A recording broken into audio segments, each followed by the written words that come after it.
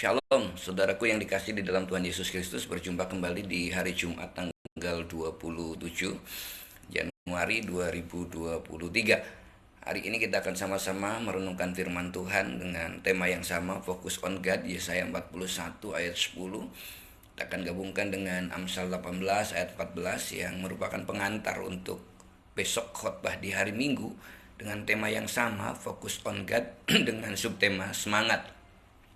Mari kita akan sama-sama belajar dan menundukkan kepala. Tuhan, kami bersyukur kepadamu, anugerah-Mu luar biasa. Kami boleh hadir pagi hari ini dengan tubuh yang segar dan diberkati. Kami mau belajar firman-Mu, urapi kami, beri kami hati yang siap ditaburi benih firman Allah. Dalam nama Yesus, haleluya. Amin. Puji Tuhan, shalom, senang kasih dalam Tuhan. Mari kita sama-sama baca Yesaya 41 ayat 10 berkata, "Janganlah takut sebab aku menyertai engkau, janganlah bimbang sebab aku ini Allahmu. Aku akan meneguhkan, bahkan akan menolong engkau. Aku akan memegang engkau dengan tangan kananku yang memberi kemenangan." Ketika saya membaca ayat ini, maka saya akan membaca dengan penuh keyakinan bahwa firman ini rema bagi saya. Ya, janganlah takut sebab Tuhan menyertai saya. Janganlah bimbang sebab Tuhan itu Allah, Tuhan ini Allah saya. Tuhan akan meneguhkan, bahkan akan menolong saya. Tuhan akan memegang saya dengan tangan kanannya yang membawa kemenangan. Nah, saudara yang kasih dalam Tuhan, kita akan mengakhiri bulan Januari ini dengan tema terakhir nanti hari Minggu, yaitu semangat, yang hari ini kita belajar di pembukaannya. Untuk mengawali masih ada 11 minggu ke depan atau 11 bulan ke depan. Tetapi dalam perjalanannya seringkali ada begitu banyak hal yang membuat kita tidak semangat, membuat kita khawatir, membuat kita takut, membuat kita bimbang, yang membuat kita seolah tidak bisa berani berjalan. Karena hidup itu memang sebuah perjalanan.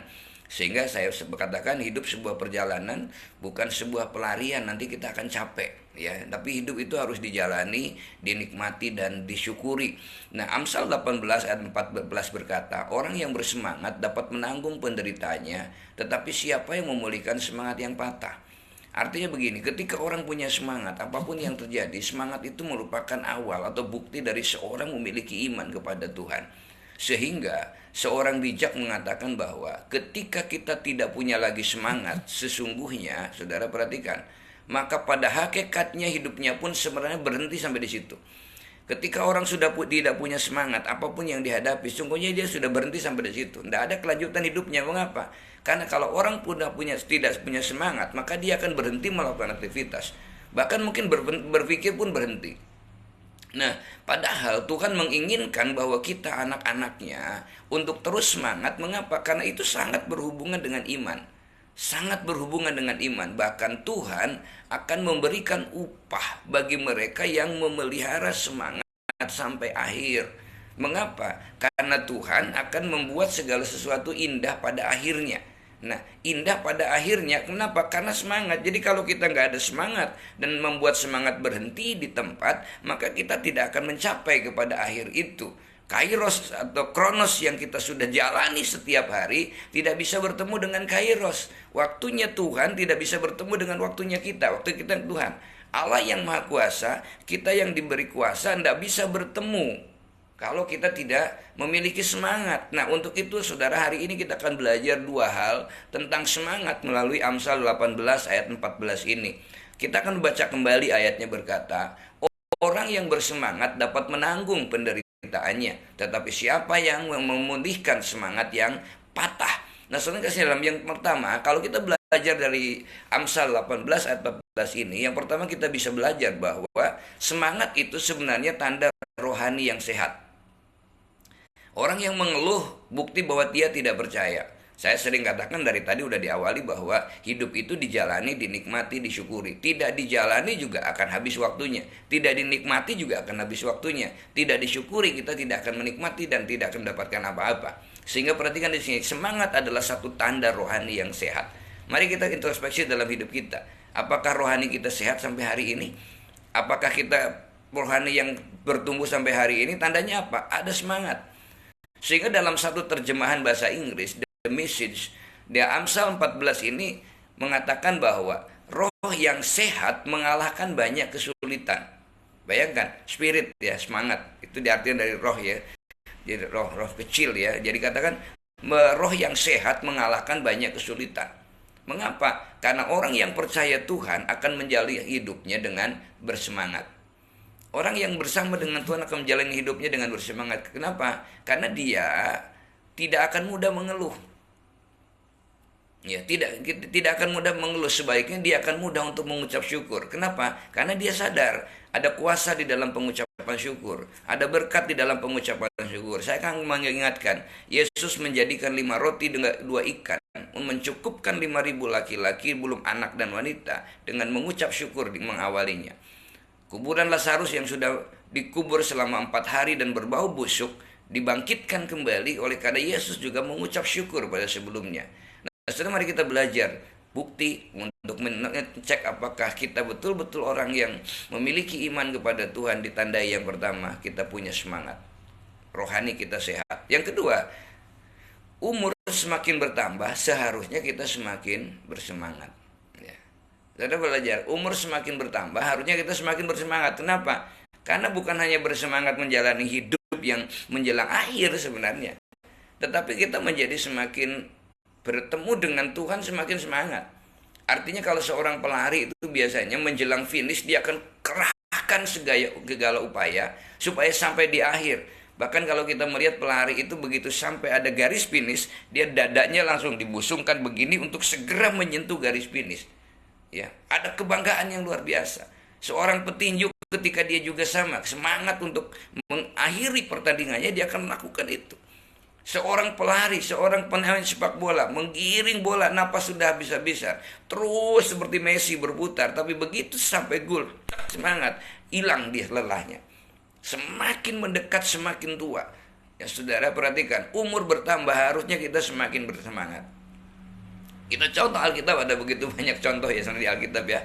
Musa di usia 40 belum semangat tapi salah. Usia 80 dia semangatnya loyo, tapi usia 80 ke atas semangatnya luar biasa. Sampai dia bilang kota besertaku, aku tidak mau berjalan. Dia semangat bersama dengan Tuhan. Tokoh berikutnya siapa? Kaleb. Ya, Kaleb memiliki kekuatan yang luar biasa. Ya, memiliki semangat yang luar biasa walau usianya sudah 85 tahun. Sampai dia berani mendeklarasikan bahwa kekuatanku sekarang dengan 45 tahun yang lalu tidak berubah. Artinya umur boleh 45, semangatnya itu semangat 45 istilahnya kan gitu. Semangat 40, begitu semangatnya luar biasa. Ada gairah yang luar biasa. Nah, saudara kasih dalam Tuhan, sebagian mungkin kita kadang kepada Tuhan berdoa, Tuhan beri tolong waktu, beri kekuatan, beri saya kemampuan. Kita minta tolong kepada Tuhan, tetapi tidak mau punya semangat untuk menguatkan hati. Kita kemarin belajar tentang jempol yang paling dekat dengan hati, bahwa firman-Mu adalah pelita bagi kakiku. Dalam hatiku aku menyimpan janji-Mu supaya aku tidak berdosa kepada Tuhan. Saya perhatikan, kalau kita minta tolong kepada Tuhan, Tuhan pasti menolong. Tapi masalahnya setelah kita minta tolong, kita masih mengeluh enggak? Kita masih punya semangat enggak? Kita masih punya gairah enggak? Perhatikan di situ Kaleb, begitu bersemangatnya. Ada orang meminta tolong tapi tidak menguatkan hati, bahkan tidak hidup menurut firman Tuhan, makanya dia jatuh bangun. Dia tidak mampu bertahan dalam sampai akhir.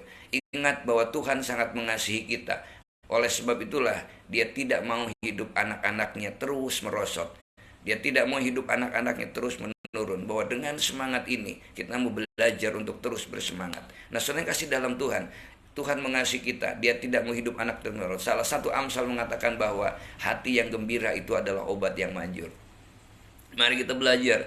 Kita hari-hari ini mengakhiri tahun 2000, mengakhiri bulan Januari 2023 ini. Ketika kita akan belajar mengakhiri dengan tema Focus on God di awal bulan. Saya harap bahwa dasar firman untuk menghadapi tahun ini, bulan-bulan ini sudah kita kokoh. Ada semangat yang luar biasa. Mengapa? Karena hati yang gembira itu adalah obat yang manjur. Tidak disebutkan obat sakit pinggang, tidak disebutkan obat sakit kepala, tidak disebutkan obat masuk angin, tetapi disebutkannya hati yang gembira adalah obat yang manjur. Obat yang manjur dimulai dari semangat yang tidak pernah luntur. Saudara yang kasih dalam Tuhan, bahkan ketika Tuhan di bagian lain berulang kali Tuhan mengatakan bahwa berbahagialah, berbahagialah orang yang jatuh dalam pencobaan, berbahagialah orang yang terus begitu, yang miskin di hadapan Allah. Tapi ketika dia punya semangat, maka kronos kita, akhirnya kita akan bertemu dengan kairosnya Tuhan, sehingga kita bisa berkata, waktu Tuhan pasti yang terbaik. Itu kan. Walau kadang tak mudah dimengerti, lewati cobaan ku tetap percaya waktu Tuhan pasti yang terbaik gitu. Dan kita lanjutkan, aku punya Tuhan yang besar, yang telah berjanji dan sanggup menggenapi. Imanku bersepakat percaya kuasanya. Ku terima sekarang kemenangan darimu. Saudara, mari kita belajar untuk kita berkomitmen. Ketika kita berkomitmen untuk mau menyerahkan kelesuan hidup kita dan hidup menurut firman Tuhan, maka kita akan menikmati kelegaan dari Tuhan.